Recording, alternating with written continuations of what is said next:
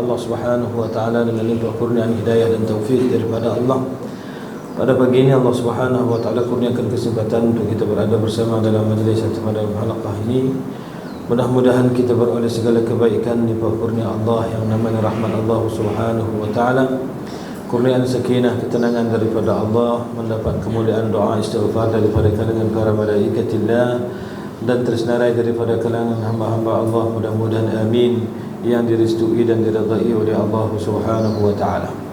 Maka hamba Allah yang beroleh restu dan redha Allah sudah pastilah akan tenang jiwanya melaksanakan segala titah perintah Allah Subhanahu wa taala, mengiyakan apa yang dititahkan atau difirmankan, disuruh oleh Allah Subhanahu wa taala, diperintah oleh Allah, sama ada yang berkaitan dengan suruhan untuk melaksanakan sesuatu ataupun suruhan untuk meninggalkan sesuatu. Maka di antara tanda-tanda seseorang hamba Allah yang beroleh limpah kurnia rahmat dan redha Allah, iaitu Allah tenteramkan jiwanya, sentiasa berbaik sangka kepada Allah, taat dan patuh kepada Allah, melihat segala kebaikan pada titah perintah Allah Subhanahu wa taala. Allah suruh pasti ada kebaikannya, yang Allah tegah pasti juga ada kebaikannya. Seperti yang kita dah dengar berkali-kali tentang isu yang paling dekat dengan kita, iaitu isu tadi barangkali dah disebut, iaitu berkenaan dengan judi ini yang kerajaan negeri, alhamdulillah, mudah-mudahan Allah berikan kekuatan kepada pimpinan kerajaan di Kedah Darul Aman untuk terus istiqamah mencari ruang dan juga menggunakan segala ruang yang ada semaksimum mungkin untuk melaksanakan apa yang diperintahkan oleh Allah Subhanahu wa taala dalam urusan agama kita. Dan sekiranya terhalang dengan suatu perkara, maka kita menyaksikan Allahumma inna qad ballaghna, Allahumma inna qad hawalna, Allahumma inna qad jahadna, ya Allah kami telah sampaikan, ya Allah kami telah cuba, ya Allah kami telah usaha, fashhad, maka saksikanlah ya Allah. Maka manusia yang tenteram jiwanya dengan redha Allah itu pasti akan melihat kebenaran itu bersama dengan apa yang diperintahkan oleh Allah. Semua kita maklum bahwasanya tak semua perkara yang kita mampu buat dengan segera, tetapi apa yang mampu, yang ada ruang. Dan kita yakin kerajaan negeri Kedah telah mengambil sikap dan prinsip bukan hanya lebih kurang, tetapi melihat beberapa peruntukan undang-undang, maka sebab itu ada dilaksanakan. Tapi yang kita tahu baru-baru ini telah dibatalkan polisi itu atas alasan perjanggahan dengan peruntukan persekutuan dan sebagainya, Allahu a'lam. Maka kita katakan apa saja alasan yang diberi, maka kita orang beriman kita yakin hidup bukan hanya sekali atas muka dunia, akan ada lagi satu kali kehidupan lepas mati, semuanya akan dihimpunkan di hadapan Allah. Segala pertelingkahan yang berlaku atas muka dunia nanti akan diadili dan diputuskan oleh Allah Subhanahu wa taala. Maka sebab tu walaupun dalam keadaan kita kecewa, marah dan kita tersinggung, dan patut untuk kita rasa tersinggung, tetapi tetap kita tidak berputus asa, kerana seperti mana dikatakan ila dayyani yaumiddin namdi wa 'inda Allahi tajtami'ul khusumu sata'lamu fil hisabi idza iltaqaina ghadan 'inda al-ilahi manil malum. Disebutkan dalam syair ila dayyani yaumiddin namdi, semua nanti kita akan berhimpun di hadapan Allah Tuhan ad-dayyan, yang akan melunaskan segala hutang, segala apa yang sangkut pertelingkahan, pertelagahan. Allah nantinya akan memutuskan hukuman yaumiddin. Allah itu merupakan Tuhan pemilik kepada hari pembalasan. Wa 'indallahi tajtami'ul khusumu, nanti di sisi Allah semua orang yang bertelagah itu akan berhimpun di hadapan Allah untuk dihakimi oleh Allah Subhanahu wa taala. Sata'lamu fil hisabi idza iltaqaina, kamu akan nanti mengetahui ketika mana dihitung amalan semua manusia pada waktu itu, ketika mana semua kita akan bertemu menghadap Allah Subhanahu wa taala gadan, esoknya pada hari kiamat, indallah, di sisi Allah, manil malumu, siapakah sebenarnya yang tercelang, siapa yang benar dan siapa yang salah. Maka orang beriman, pertama dia wajib untuk rasa tersinggung kalau perkara-perkara berkaitan dengan agama diambil ringan. Yang kedua, dia tidak berputus asa. Tersinggung tidak menjadikan kita berputus asa, karena kita tahu perkara yang tidak selesai di dunia akan diputuskan oleh Allah Subhanahu wa taala nantinya ketika mana kita bertemu dengan Allah Subhanahu wa taala. Ila dayyani yaumiddin namdi wa 'inda Allahi tajtami'ul khusum sata'lamu fil hisabi idza iltaqaina ghadan 'inda al-ilahi badil malum. Mudah-mudahan Allah berikan kekuatan kepada kita semua insya-Allah untuk kekal istiqamah, taat dan patuh kepada Allah Subhanahu wa taala, beriman dengan kebenaran Islam dan syariat yang Allah Taala turunkan, dan meyakini bahwasanya Allah tidak akan sia-siakan apa daripada kebajikan yang kita lakukan, ikhlas kepada Allah Subhanahu wa taala, meyakini bahwasanya semua kita nanti tidak akan dizalimi oleh Allah Subhanahu wa taala ketika mana kita dibangkitkan berhimpun di mahsyar, kemudian akan dihitung setiap daripada amalan yang kita lakukan insya-Allah. Mudah-mudahan Allah mudahkan perjalanan hidup kita di dunia dan tenteramkan, sejahterakan saat kita nanti berhimpun di mahsyar. Allahumma amin ya karim. Sambung insya-Allah, sambung ke sebelah tempat insya-Allah. Kurang lebih dalam 25 minit kita sambung kitab kita, kitab perjalanan hidup baginda Nabi Muhammad sallallahu alaihi wasallam, As-Siratun Nabawiyah, durusun wa ibar, kajian dan pengajaran yang telah disusun oleh Sayyidina Syekh Dr. Dr. Mustafa Sibai rahmatullahi alaihi wa ridwanuhu, wa nafa'ana Allah bi'ulumihi wa bi asrarihi wa bi anwarihi wa bihi fid darain amin. كما نسأل الله تبارك وتعالى أن يمن علينا بكل خير وبركات ببركة مشايخنا وأئمتنا جميعا سلفا وخلفا في الدارين آمين. Sambung insya-Allah. Saya tak tanda waktu, tapi rasanya itu kita dah masuk dah bab yang kelima itu bab berkenaan peperangan di masa baginda Rasulullah sallallahu alaihi wasallam. Rasanya kita baca dah sedikit pengenalan awal ataupun penceritaan awal berkenaan dengan peperangan Badrul Kubra. Kita sambung muka surat 76, muka surat sebelah tu, surat sebelah 76 bagi kitab yang bercetak Jawi buku Rumi. Tengok tajuk tu lah, tengok tajuk bab yang kelima tu, peperangan di masa baginda Rasulullah sallallahu alaihi wasallam. Kita nak sambung pada perenggan 1, 2, 3, 4, 5, perenggan yang kelima daripada awal tajuk tu. Itu kita dah cerita sedikit berkenaan dengan latar belakang bila berlakunya peperangan Badar ini pada bulan Ramadan.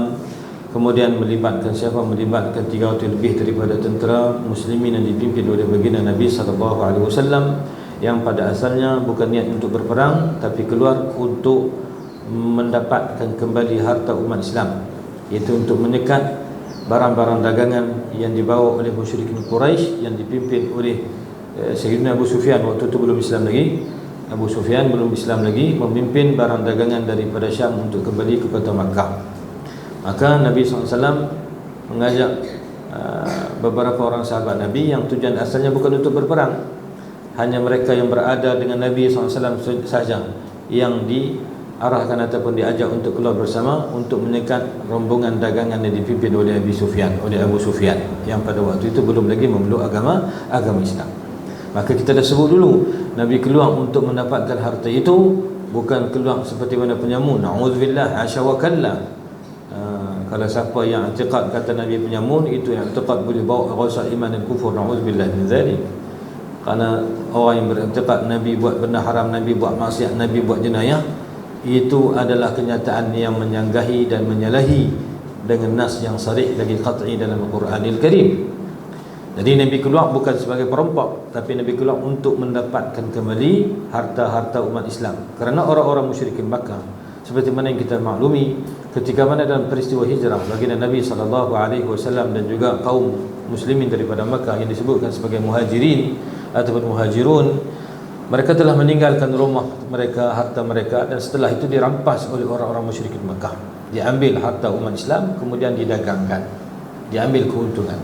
Maka baginda Nabi SAW tidak lebih daripada keluar itu untuk istirdad amwal atau huquq al-muslimin al-muhajirin alladhi ukhriju min diyarihim wa amwalihim. Tidak lebih daripada untuk mendapatkan kembali harta yang telah pun diambil, dirampas ketika mana umat Islam diusir keluar daripada kota Makkah. Dan disebutkan orang Islam keluar kota Makkah itu, dan Allah Ta'ala sebut alladzina ukhriju min diyarihim, Al-Quran, lil fuqara'il muhajirin alladzina ukhriju min diyarihim wa amwalihim yabtaghuna fadlan min Allah wa ridwanan wa yansuruna Allah wa rasulahu ulaika humus shadiqun. Ketika mana Allah menyifatkan orang-orang muhajirin dalam surah Al-Hashr, orang-orang fakir yang keluar berhijrah, disifatkan mereka itu alladzina ukhriju min diyarihim wa amwalihim. Mereka telah diusir keluar daripada kampung halaman mereka, tanah air mereka, dan dirampas harta-harta mereka. Dan orang-orang Muhajirin taat dan patuh kepada Allah, walaupun terpaksa tinggalkan harta, tinggalkan barangkali sebahagian daripada keluarga, berpisah dan sebagainya, tinggalkan tanah dan rumah. Mereka keluar semata-mata mengharapkan keredaan Allah. Yabtaghuna fadlan min Allah, mereka mengharapkan limpah kurnia daripada Allah, wa ridwanan, keredaan daripada Allah, wa yansuruna Allah wa rasulahu, dan juga untuk membantu agama Allah dan juga perjuangan baginda Rasulullah sallallahu alaihi wasallam. Ulaika humus shadiqun, mereka itu adalah golongan yang benar. Boleh balik tengok ayat 8 daripada surah Al-Hashr yang Allah Ta'ala cerita tentang golongan Muhajirin. Ayat 8 dan 9 itu ayat yang berapit-apitan, ayat Muhajirin dan juga Al-Ansar. Jadi nak ceritanya ialah orang-orang Muhajirin yang keluar daripada kota Makkah dalam peristiwa hijrah radhiyallahu anhum ajma'in. Mereka itulah dirampas harta mereka. Maka Nabi keluar sebelum daripada berlaku peperangan Badar, keluar untuk menyekat barang dagangan itu bukan untuk merompak, bukan qat'ut tariq, bukan merompak, menyamun, tidak, tetapi untuk istirdad, untuk ambil kembali harta umat Islam yang telah dirampas. Jadi kita dah baca hari itu tentang kekuatan ketenteraan 1000 lebih daripada musyrikin. Orang Islam cuma ada 300 lebih. Itu dari sudut al-iddah, dia panggil, dari sudut bilangan. Bilangan pun dah tak setara dah. 1000 lawan 300. 1000 lebih lawan 300 lebih sikit. Kemudian daripada sudut al-uddah, daripada sudut kelengkapan pun tak seimbang juga. Orang-orang musyrikin itu dengan 600 tentera baju besi, 100 ekor pasukan berkuda, 100 ekor kuda ataupun 100 orang pasukan berkuda, dan juga 7 ekor unta yang dibawa oleh orang-orang musyrikin. Pada waktu itu satu kumpulan ataupun satu kekuatan tentera yang besar lah oleh musyrikin Makkah, berhadapan dengan apa? Umat Islam yang hanya pada waktu 300 lebih, yang hanya bawa 70 ekor unta dan juga 3 ekor kuda saja. 3 ekor kuda nak lawan dengan 300 ekor tentera kuda yang lengkap dengan senjata dan tenteranya. Jadi pada waktu itu tidak ada keseimbangan daripada al-iddati wal-uddah, dari sudut bilangan iddah, wal-uddah daripada sudut persiapan ataupun persediaan. Tetapi kita dah sebut dulu, bila datang perintah Allah Subhanahu wa taala, kita persiapkan apa yang mampu lah. Bukan makna kita ni bila nak perang, bila nak pakai keluar doriang tu, bukan. Islam suruh kita siapkan persiapan sehabis mampu dan sehabis baik yang kita mampu. Kerana itu perintah Allah. Siapkan persiapan, itu perintah Allah. Serah kepada Allah, itu iman dan keyakinan kita pada Allah. Sebab itu dalam perjuangan Islam kena himpun dua. Kena himpun dengan mempersiapkan al-isti'dad, dia panggil al-isti'dad bil iddati wal uddah, siapkan persiapan dengan bilangan tentera dan juga dengan kelengkapan persenjataan. Yang kedua, kena siap juga persiapan diri kita dengan apa? Dengan quwwatul iman wa sidqut tawakkul, kekuatan iman dan tawakal sungguh-sungguh pada Allah. Yang inilah yang membedakan di antara kita perjuangan Islam dengan perjuangan-perjuangan yang lain. Ia membedakan di antara tentera Islam dengan tentera-tentera yang lain dari sudut persenjataan. Semua orang nak perang, persiapkan senjata. Semua orang nak perang, siapkan tentera, bilangan yang ramai lagi kuat. Tetapi salah satu daripada satu yang hanya ada pada orang beriman, apa dia? Quwwatul iman, kekuatan imannya. Sidqut tawakkul, sungguh berharapnya kepada Allah Subhanahu wa taala. Yang ini tak ada pada orang yang tak beriman kepada Allah, orang kafir. Alhamdulillahilladzi ja'alana mu'minin. Maka alhamdulillah Allah jadikan kita semua daripada kalangan orang beriman. Walaupun kadang-kadang beriman, ada yang iman dia panggil mukminin usah, mukmin asin, iman tapi buat dosa, buat maksiat. Mudah-mudahan Allah beri taufik untuk kita bertaubat dan Allah Taala terima taubat dan keampunan kita pun pada Allah. Baik, kita sambung sahabat tu. Setelah itu golongan Ansar pula faham dan menyedari bahawa baginda Rasulullah sallallahu alaihi wasallam ingin mendengar pandangan mereka pula. Lalu bangkit Sayyidina Sa'ad bin Mu'adz radhiyallahu ta'ala anhu selaku ketua bagi golongan Ansar seluruhnya, menyatakan pendirian mereka dengan berkata, wahai Rasulullah, sesungguhnya kami telah beriman dengan engkau, kami telah membenarkan engkau, amanna bik wa saddaqnak. Kami telah beriman dengan engkau dan kami telah membenarkan engkau, yakni membenarkan engkau sebagai Rasul yang diutuskan oleh Allah, dan segala perkara yang disampaikan oleh baginda Nabi sallallahu alaihi wasallam itu dibenarkan. Kami benarkan kerana kami yakin dan beriman kamu Rasulullah. Dalam jawapan itu pun sudah ada prinsip iman yang tersemat ataupun yang terpahat ataupun yang terpasak, yang lebih tepat kita kata terpasak, kemas di dalam hati.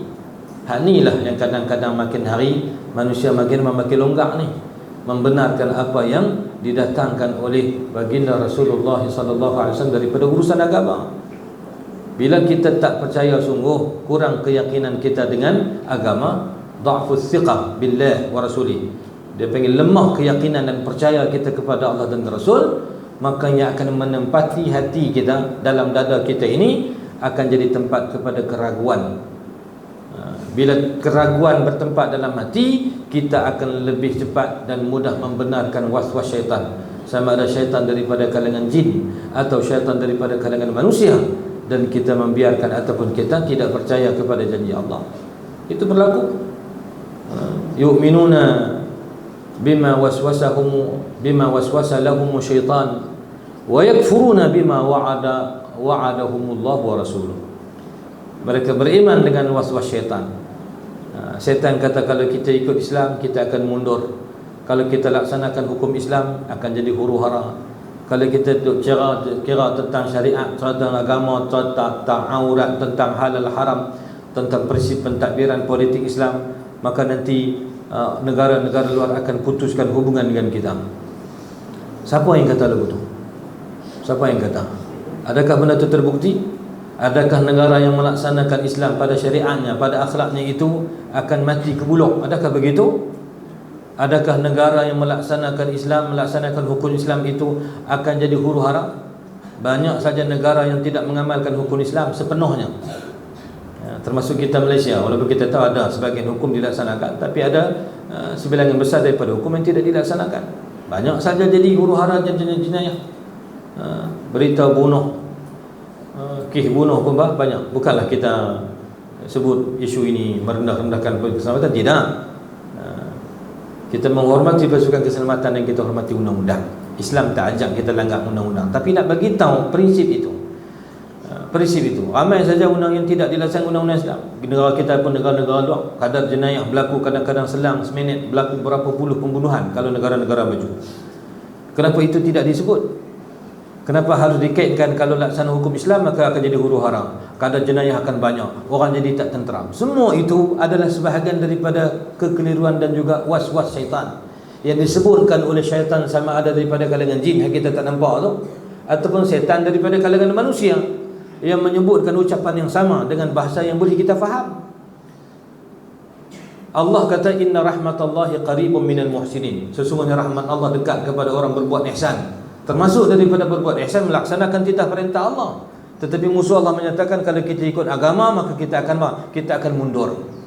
Kalau kita ikut agama kita akan lemah. Sedangkan agama mengatakan innallaha yudafi'u 'anil ladzina amanu, sesungguhnya Allah Subhanahu wa taala akan membela mereka yang beriman.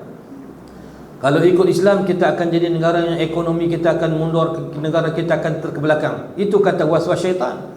Tetapi Al-Quran menyatakan walau anna ahlul qura amanu wattaqu la fatahna 'alaihim barakatin minas sama'i wal ard. Kalau kita beriman dan bertakwa, Allah akan turunkan keberkatan daripada langit dan keluarkan berkat daripada bumi. Orang mengatakan, syaitan mengatakan kalau kita ikut Islam maka susah, kita nak tadbir ataupun susah, kita akan jadi berlaku pemisahan etnik ataupun berlaku kadang-kadang tidak boleh hidup dalam keadaan aman. Orang mengatakan begitu. Ataupun usaha yang kita lakukan itu hanya sia-sia. Mereka mengatakan bercakap ataupun berjuang untuk menegakkan agama Allah itu sia-sia. Itu kata was-was syaitan. Sedangkan Al-Quran menyatakan apa? Innal ladzina amanu wa 'amilus salihati inna sesungguhnya mereka yang beriman dan berbuat amal saleh, inna la nudhi'u ajra man ahsana 'amala, sesungguhnya kami tidak akan mensia-siakan mereka yang berbuat baik, yang beramal, yang berbuat ihsan atau beramal, melaksanakan ketaatan kepada Allah Subhanahu wa taala. Jadi perkara penting untuk kita sedarkan. Tazkiyah, ini prinsip tazkiyah. Tazkiyah itu prinsip dalam ilmu tasawuf Islam yang bukan hanya berbicara tentang perkara-perkara yang disebutkan oleh ulama tasawuf itu dia panggil ummahat, itu perkara-perkara utama sebagai panduan. Tapi pecahan-pecahan daripada itu, tasawuf ini bukan hanya halaqah zikir. Tasawuf ini bukan hanya berimpun beramai-ramai baca Quran, berzikir, berselawat. Itu sebahagian daripada amalan-amalan riadah untuk kita bersihkan diri, untuk kita duduk dalam keadaan mendapat curah rahmat. Ya, itu teruskan, tidak ada masalah dengan perkara tersebut. Termasuk daripada perkara-perkara sunnah, duduk zikir ramai-ramai, duduk bermunajat ramai-ramai, itu antara perkara yang sangat baik dan jangan kita ambil sambil lewat, teruskan. Tetapi tazkiyah dalam Islam ini bukan hanya tazkiyah dengan makna buang sifat riya, sifat ujub, sifat sum'ah. Itu ummahatul madhmumat dia panggil. Itu perkara-perkara utama daripada perkara-perkara yang dicela. Tetapi perlu juga untuk kita tazkiyatul mafahim, tazkiyatul afkar, tazkiyatul masyair, untuk kita bersihkan, murnikan kita punya pemikiran yang menyimpang daripada dasar agama. Termasuklah pemikiran tadi, melaksanakan agama akan jadi susah. Bila kita buat polisi untuk tutup contoh premis judi ataupun benda-benda yang boleh menjerumuskan manusia, tak kira orang Islam tak bukan Islam, menjerumuskan kepada keburukan, maka patut orang Islam akan berbangga, berikan sokongan satu patuh. Kita tak sekat orang bukan Islam nak berjudi, kalau bagi dia itu tak apa, ikut suka dia boleh berjudi tempat lain, tempat yang dia boleh berjudi. Tapi atas kapasiti keupayaan yang ada kerajaan negeri contohnya, ada kekuasaan, ada sultah dia panggil, ada sultah, ada kekuasaan, maka ditegakkan itu. Orang Islam patutnya tapi yang jadi kadang-kadang orang Islam sendiri boleh tepuk tangan, bahkan Allah alam kita tak mahu sih dia berkata kita ni hina mahkamah pula. Tapi nak contohnya hakim yang memutuskan itu pun rupanya cara pakainya macam orang Islam juga. Allahul musta'an. Allahumma lakal hamdu wa ilaikal mustaka wa antal musta'an. Segala pujian milikmu ya Allah, hanya kepada Engkau segala pengaduan kami hadapkan, dan hanya kepada Engkau ya Allah Tuhan yang kami pohon segala pertolongan ya Allah.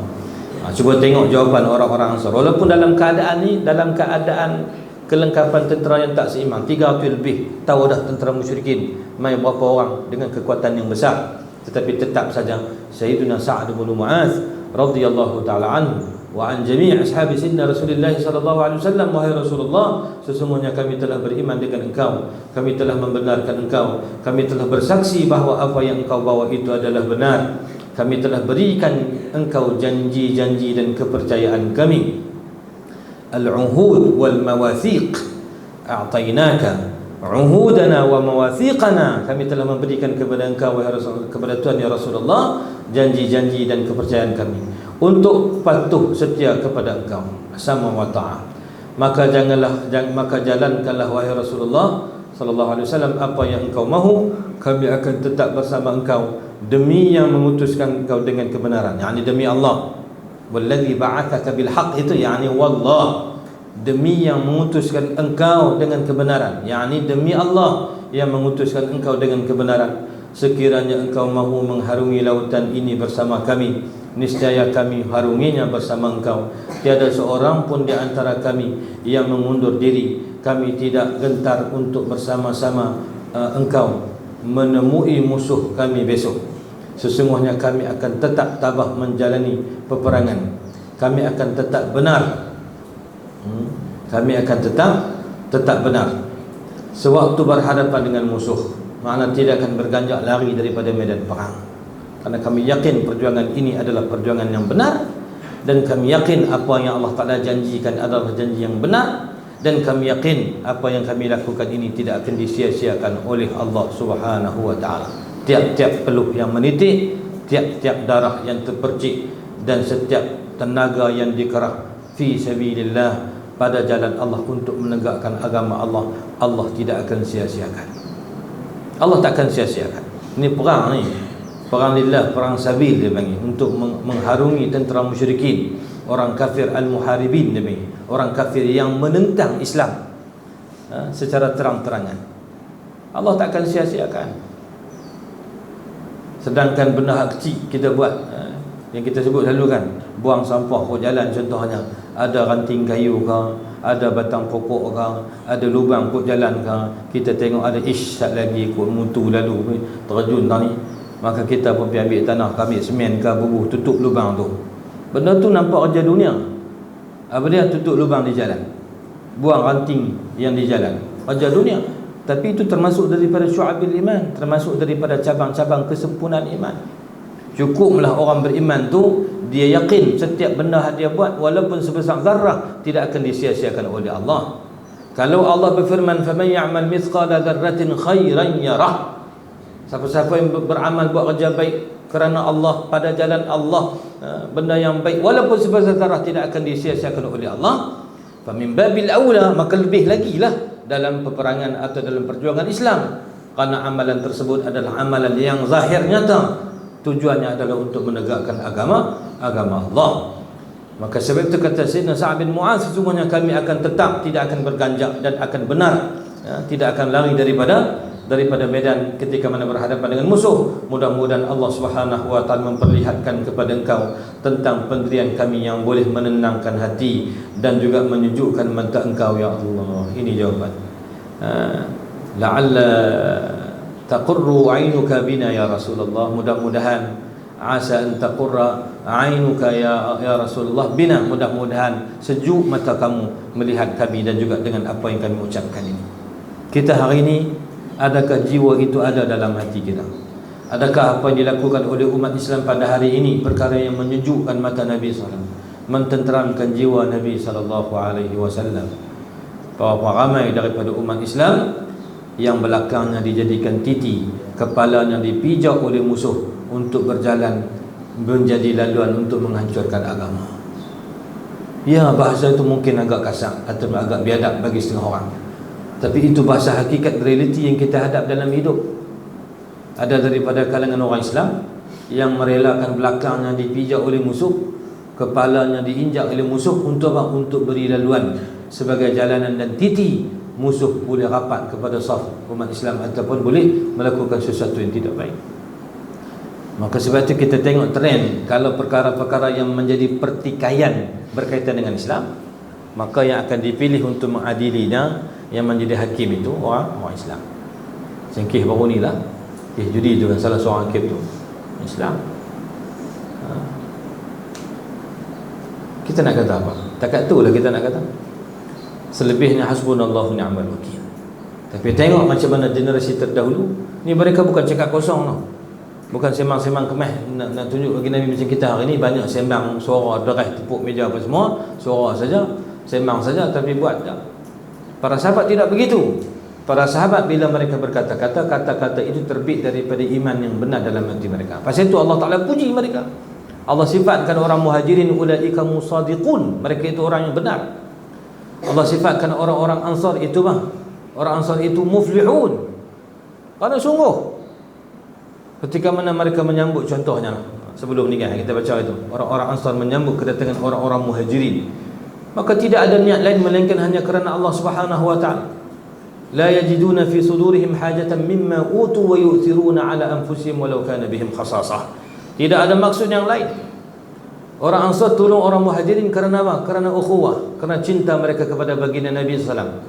Dan semua yang berkaitan dengan Nabi SAW itu mereka kasih dan mereka cinta. Sebab itu lepas daripada peperangan yang berlaku, kemudian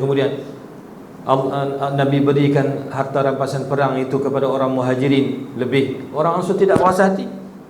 Kenapa? Kerana mereka tolong bukan untuk dapatkan semua itu. Bukan makna hari ini kami tolong kamu, esok hampa tolong kami pula. Esok kalau ada lebih-lebih huluk kami sama. Lah. Betul-betul mereka tolong itu kerana Allah dan Rasul. Seperti mana orang Muhajirin hijrah keluar Mekah kerana Allah dan Rasul. Orang-orang Ansar radhiyallahu anhu ajma'in juga tolong orang-orang Muhajirin itu kerana Allah dan Rasul. Bahkan kemuncak mereka yu'thiruna ala anfusihim walau kana bihim khasasah. Mereka mendahulukan saudara mereka daripada Muhajirin lebih daripada diri mereka, walaupun mereka dalam keadaan susah dan sempit, terkadangnya sempit juga. Wa man yuqa shuha nafsihi fa ulaika humul muflihun. Orang yang menjaga diri ataupun orang yang memelihara diri daripada daripada terjebak dengan sifat kedekut dan bakhil. Orang ini adalah orang yang berjaya. Adik-adik balik buka surah, ibu ayah sekalian balik buka suratul Hasyr ayat 8 dan 9. Allah sifatkan, ayat 8 Allah sifatkan orang-orang muhajirin dengan ulaika humus sadiqun, mereka itulah orang yang benar. Ayat 9 Allah sifatkan orang-orang ansar, fa ulaika humul muflihun, itu mereka itu orang yang berjaya. Yang sungguh, maka mereka mengatakan, mudah-mudahan Allah Subhanahu wa taala memperlihatkan kepada engkau tentang pendirian kami ya Rasulullah, yang boleh menenangkan hati dan menyejukkan matamu, mata Tuhan ya Rasulullah. Teruskanlah bersama kami dengan keberkatan daripada Allah. Kemudian selepas itu semua orang lain pula masing-masing menyatakan pendirian mereka seperti itu juga. Nabi nak dengar pendirian orang-orang Ansar, macam kita sebut dulu kan. Orang-orang Muhajirin Nabi tak dengar dah, pasal Nabi tahu dah mereka ni takkan tinggal Nabi SAW, kerana daripada Mekah mereka bersama dengan Nabi SAW. Orang-orang Ansar yang ada perjanjian bai'ah dengan Nabi SAW, mereka berbai'ah untuk menjaga, mempertahankan Nabi ketika mana Nabi berada di kota Madinah. Sedangkan peperangan Badar berlaku di luar daripada apa? Luar daripada Al-Madinah. Maka sebab itu Nabi nak tanya mereka, adakah kamu masih lagi untuk bersama dengan aku? Walaupun kamu berjanji untuk pertahanan aku di mana ni berlaku di Badar, di luar pada Madinah, adakah kamu masih lagi untuk bersama aku? Maka para sahabat daripada menyatakan kesetiaan dimanapun Nabi berada, mereka tidak akan meninggalkan baginda Nabi SAW. Dan ini adalah pengajaran yang besar yang patut kita harungi. Di mana saja kita berada, jangan tinggal baginda Nabi SAW. Jangan tinggal tu ibarat kita kata kita sebut tinggal. Tapi orang yang meninggalkan Rasulullah sebenarnya dia bukan meninggalkan Rasulullah, tapi dia sebenarnya ditinggalkan. Alladzi taraka Rasulullah sallallahu alaihi wasallam laisa bitarikin bal huwa al-matruk. Orang yang menjauhkan diri, orang yang melarikan diri, orang yang tinggalkan Nabi SAW, sebenarnya walaupun zahir perbuatan dia yang tinggal Nabi, tapi sebenarnya dia yang ditinggalkan. Dia yang ditinggalkan oleh rahmat Allah. Dia yang disisihkan oleh rahmat Allah Subhanahu wa taala. Maka para sahabat kita jangan tinggalkan Nabi. Apa yang kita buat, maka pastikan setiap perkara yang kita buat itu selari dengan jalanan yang telah pun ditunjukkan oleh baginda Rasulullah SAW. Walaupun kita tak sempat bersua muka dengan baginda Nabi SAW, tak pernah melihat indah tampan berserinya wajah baginda Nabi SAW, lebih indah daripada bulan purnama yang kita tengok cerah pada malam Lailah Muqammarah, pada malam bulan penuh. Tak pernah bersalaman, merasai lembutnya telapak tangan baginda Nabi SAW yang mulia, yang lebih lembut daripada sutra yang paling mahal. Tak pernah mengharungi harumnya tubuh baginda Nabi SAW itu lebih harum daripada kasturi. Walaupun kita tidak sempat untuk merasai itu, tapi kita merasai betapa indahnya perjuangan yang dibawa oleh Nabi SAW. Perjuangan yang dijadikan syurga, apalagi yang lebih indah kalau tidak syurga. Walaupun kita tak dapat merasai lembutnya telapak tangan Nabi, tapi kita merasai betapa lembutnya kasih sayang Nabi kepada umat.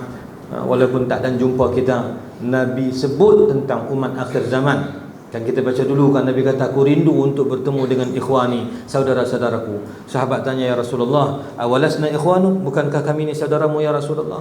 Rasulullah, antum ashabi, kamu sahabatku. Saudara-saudaraku ialah mereka yang datang lepas padaku, tak ada menjumpa dengan aku pun, tetapi mereka beriman dan ikut jalan syariat yang aku sampaikan. Tak sempat merasai lembutnya tangan Nabi, tetapi kita merasai betapa lembutnya kasih sayang Nabi yang tak pernah lupakan kita. Maka sebab itu, bila umat kembali kepada jalanan menghargai kurniaan yang pertama Islam, kurniaan agama yang bawa kita untuk menjadi hamba Allah, apalagi yang lebih mulia menjadi hamba Allah, apalagi yang lebih mulia menjadi umat baginda Rasulullah SAW. Dan saya ulang banyak kali dah rangkap yang sama disebutkan oleh para ulama, wa mimma zadani syarafan wa tihan wa kittu bi akhmusi ata'u thuraya dukhuli tahta qawlika ya ibadi wa an sayyarta ahmada li nabiyya. Antara perkara yang mendatangkan kegembiraan kita kalau boleh nak lompat sampai langit tu, sampai nak letak kita bintang. Pasal apa? Pertama, kita termasuk daripada kalangan hamba-hamba Allah, makhluk Allah yang Allah seru kita dalam Al-Quran, ya ibadi, wahai hamba-hambaku. Yang kedua, Allah jadikan baginda Nabi SAW itu sebagai Rasul kita dan Nabi yang Allah bangkitkan, Rasul yang Allah Ta'ala utuskan kepada kita umat akhir zaman. Alangkah gembiranya Rasulullah SAW mendengar jawapan semua itu. Lantas baginda bersabda, jalanlah kamu dengan keberkatan daripada Allah, siru ala barakatillah, dan gembiralah kamu kerana sesungguhnya Allah telah menjanjikan daku dengan salah satu daripada dua pasukan, sama ada pasukan unta yang membawa barang dagangan maupun pasukan perang. Kemudian berjalanlah Rasulullah sallallahu alaihi wasallam hingga sampai di suatu telaga kecil yang ada di Badar itu, lalu baginda berhenti di situ. Jadi Nabi berikan apa? Pertama Nabi sebut siru ala barakatillah. Ini Nabi bila pesan para sahabat, siru ala barakatillah. Kalau perang, Nabi perang ughzu bismillah wa fi sabilillah. Itu isyarat kepada kita, buat benda apa pun jangan bagi lari. Buat benda apa tak muka dunia ni jangan bagi lari kerana Allah dan di atas jalan Allah, ikut syariat Allah. Sama ada kerja dunia ataupun kerja berkaitan dengan urusan akhirat kita, amal ibadat kita, buat kerana Allah, bagi betul dengan jalan syariat. Urusan dunia kita jangan bagi bercanggah dengan syariat hukum Allah, dan buat juga ikhlas kerana Allah Subhanahu wa taala. Mengaji kerana Allah, berkeluarga kerana Allah, bersahabat, berteman, berorganisasi, berjamaah kerana Allah, berjuang kerana Allah, nyatakan kebenaran kerana Allah, ingkar kebatilan, cegah mungkar juga kerana Allah. Apa kita buat kerana Allah. Wa fi sabilillah, dan juga di atas jalan Allah. Atas jalan Allah makna menepati jalan syariat agama Allah Subhanahu wa taala. Allah diberikan janji, itu sama ada salah satu daripada dua pasukan, sama ada pasukan unta yang membawa barang dagangan maupun pasukan perang. Sama ada kamu beroleh keuntungan dengan ghanimah ataupun diberikan kemenangan dalam peperangan ini, itu dijanjikan oleh Allah. Cukuplah. Bila Allah janji, apalagi kita nak risau. Wa man awfa bi ahdihi min Allah. Siapa lagi yang lebih benar, tepat, jujur janjinya lebih daripada Allah? Tak ada. Allah itu Tuhan yang tidak akan mungkir janji, kerana Allah itu Tuhan yang berhak melakukan apa yang dikehendaki. Memanglah apa yang Allah Ta'ala janji, makna itu yang Allah Ta'ala tentu dah Allah nak. Siapa yang boleh lawan janji Allah? Tak ada. Tapi manusia belum tentu. Manusia hanya boleh berazam, manusia hanya boleh bercita-cita, dan manusia kena apa? Kena gantung janjinya kepada manusia dengan izin Allah. Kita kata insya Allah. Pasal manusia tidak boleh tunaikan janji kalau tidak diizinkan Allah. Kalau tidak diizinkan Allah, berapa ramai daripada janji-janji yang telah dimungkiri ketika bercakap penuh dengan keyakinan seakan-akan tidak ada Tuhan, dialah Tuhan yang berhak untuk melakukan apa saja. Kita bisa tengokkan manusia yang berbicara begitu, tak pernah ada rasa risau, seakan-akan dia boleh buat apa yang dia nak buat, sedangkan yang berlaku adalah apa yang ditentukan oleh Allah Subhanahu wa taala. Manusia tidak boleh beri janji, manusia hanya boleh beri janji dengan keazaman dan kebergantungan dia dengan Allah. Dia beri janji, dia kata insya-Allah kalau kita buat macam ni, atau kalau kita dapat macam ni, kita akan buat sehabis baik macam ni. Ya, itu sepatutnya. Tapi kalau dia kata kalau saya dapat macam ni, saya akan bagi macam ni. Kalau hari ni saya dapat macam ni, esok saya akan buat macam ni. Ada kalam perkataan seseorang yang lupa kedudukannya siapa. Makhluk dia tidak boleh, dia tidak ada kekuasaan dan keupayaan untuk melaksanakan atau untuk memastikan sesuatu itu berlaku, melainkan dengan izin Allah. Wa ma tasyauna illa an yasha Allah. Perkara-perkara baik pun, selagi kita berazam nak pergi Jumaat Nawai, ya, keazaman itu baik. Niat azam dapat pahala, pasal nak pergi awal, tak pergi lagi pun dapat pahala. Tapi kita boleh pastikan kita sampai di masjid awal lagi, atau kita boleh sampai masjid Jumaat? Belum tentu. Barangkali balik sakit tengah jalan, ataupun adik-adik tengah naik tangga tergelincir jatuh, patah kaki. Na'udzubillah, Allahumma sallim contoh, patah kaki. Walaupun tadi jubah putih dan serika dah apa semua, daripada semalam dia berazam esok nak pergi awal, nak pergi i'tikaf. Itu keazaman yang kita harapkan, dan Allah tidak akan sia-siakan, Allah beri pahala. Tapi nak berlaku tu tidak, sama ada perkara baik atau perkara buruk, itu tak akan berlaku melainkan dengan ketentuan Allah. Innahu fima sya'akan wa ma lam yasha' lam yakun. Yang Allah nak tentu, maka yang berlaku. Tapi yang Allah Ta'ala tak tentu ataupun yang Allah tak kehendaki, maka tidak akan berlaku. Maka para sahabat ditenteramkan oleh baginda Nabi SAW dengan janji Allah, janji dengan kemenangan. Maka mereka tenteram jiwa mereka dengan apa? Dengan janji Allah Subhanahu. Ini sifat orang beriman, sifat al-mutawakkiluna 'ala Allah, dia panggil. Orang yang bertawakal kepada Allah, alladzina yatma'innu atau tatma'innu qulubuhum bima wa'adahumullah. Sebahagian daripada sifat orang yang sungguh bertawakal kepada Allah, apa dia? Allazina tatma'innu qulubuhum bima wa'adahumullah. Mereka yang hati mereka tenteram, tenang dengan apa yang dijanjikan Allah, karena mereka beriman Allah tidak mungkir janji. Sikit lagi. Setibanya di sana, lalu berjalan sampai kepada satu telaga kecil. Ini dipanggil Badar ni. Badar tu nama telaga tu lah. Ada sebahagian pendapat Badar yang ada kata nama orang dan sebagainya, lakin al-zahir antara yang jelasnya Badar tu nama telaga tu, tempat tu yang ada di tempat tu. Telaga kecil yang ada di Badar itu. Lalu baginda berhenti di situ. Setibanya di sana, Al-Hubab Ibn Al-Munzir. Al-Hubab Ibn Al-Munzir radhiyallahu ta'ala anhu, sahabat Nabi, berkata, wahai Rasulullah, adakah tempat ini telah ditentukan oleh Allah kepada engkau dan tidak boleh diubah pindah lagi, atau ia hanya suatu pilihan engkau sebagai taktik perang atau tipu helah engkau saja? Yani ahwahyu min Allah am hiya al-harb wal makinah. Sahabat Nabi yang bernama Sayyidina Al-Hubab Ibn Al-Munzir, bila sampai dekat kawasan Badar tu, Nabi berhenti satu tempat. Lalu Sayyidina Al-Hubab bertanya, ya Rasulullah, wahyu min Allah, adakah Tuan berhenti di sini kerana perintah daripada Allah? Am hiya al-harb wal makidah, ataupun hanya sekadar strategi ataupun tipu helah dalam peperangan? Maka apa jawaban Nabi SAW? Nabi menyatakan kemudian Al-Hubab, Nabi kata, ini hanya sebagai apa? Hanya sebagai, bukan wahyu daripada Allah lah, bukan wahyu.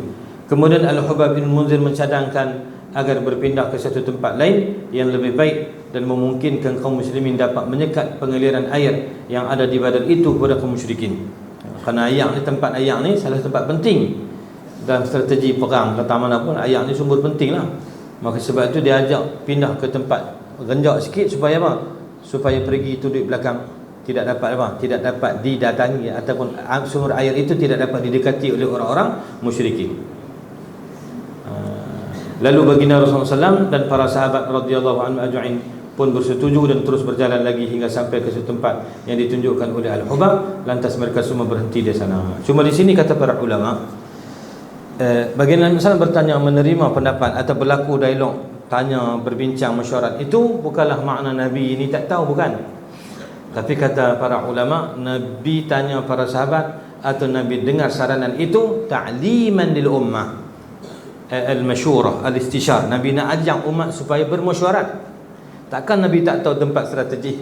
Kan kita sebut dulu kan, perang Badar ni antara perang yang Allah Ta'ala bagi tahu taruh siap-siap. Allah habaq kat Nabi, hantar Jibril bagi tahu orang ni si fulan mati tani, orang kafir dia ni mati tani, dia ni mampu tani, dia ni nanti kena tikam tani, dia ni kena tetak tani. Nama-nama pemimpin musyrikin itu telah pun disenaraikan oleh Allah, dan tempat mereka akan mati disebut.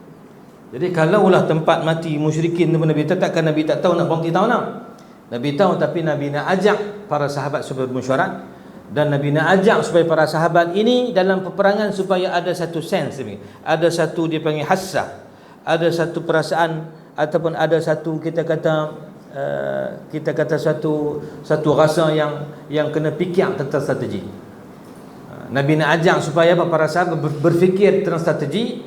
Bila masuk perang kena fikir soal tempat, kena fikir soal berhadapan dengan musuh. Nabi nak ajak itu ta'liman lil ummah, untuk ajak umat. Laisa bima'na annahu alaihi salatu wasallam jahila 'anil makanil munasib. La, bukan makna Nabi tak tahu. Nabi tahu, tapi Nabi nak ajak umat pertama supaya ada jiwa itu. Jiwa seorang tentera, dia kena fikir soal strategi, soal tempat duduk, kedudukan mana yang sesuai.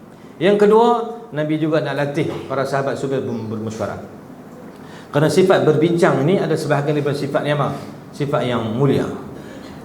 Bahkan dalam Al-Quran kalau kita buka surah Asy-Syura, di antara sifat-sifat sabarun syakur, sifat seorang yang kuat kesabarannya dan kuat kesyukurannya. Siapakah orang yang kuat sabar dan syukur ni? Antara sifat orang yang kuat sabar dan syukur itu disenaraikan walladzina istajabu li rabbihim wa amruhum syura bainahum wa mimma razaqnahum yunfiqun.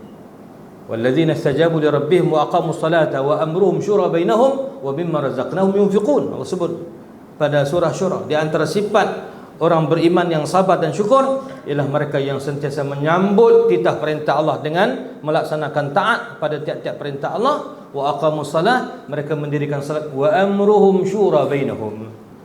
Dan mereka berbincang, bermusyawarah dalam setiap perkara yang mereka hadapi. Wa mimma razaqnahum yunfiqun, dan mereka memberikan nafkah, infak fi sabilillah, sebahagian daripada harta yang kami rezekikan kepada mereka. Jadi Nabi menerima cadangan Sayyidina Al-Hubab ibn Munzir, katanya radhiyallahu anhu, kata para ulama, ta'liman lil ummah.